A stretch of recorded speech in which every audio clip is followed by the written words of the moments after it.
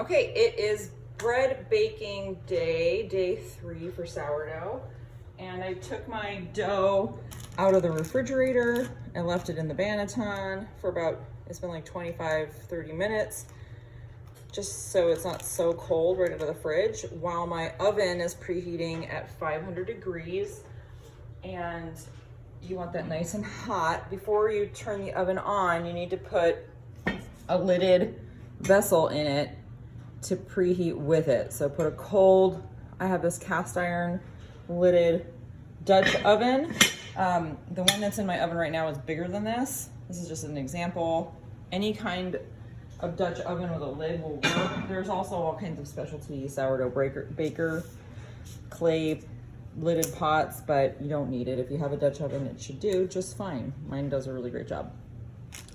So my oven's hot, my Dutch oven is hot inside the oven, and I'm ready to demold the bread dough. So this should come out easily. I have had it stick before, and this is one of those things that you cannot control, but we'll just see. I have a piece of parchment paper. Obviously it's big enough to fit the dough when I unmold it, and I do it just like this to make it easy. You can see how full this dough is in the Banneton. It's almost doming over, so it's quite a bit of dough for this size Banneton. It's probably a little small. Let's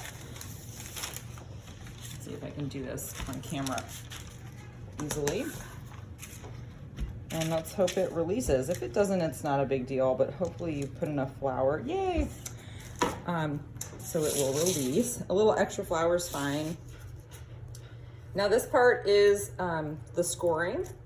You need a straight razor, and you have to cut the sourdough. There's lots of different pretty patterns you can do. If you don't cut it, it will naturally just split and tear wherever it wants to, which I've never let it do on its own. That might be kind of fun, but I typically do a deep score in a square pattern right around the top.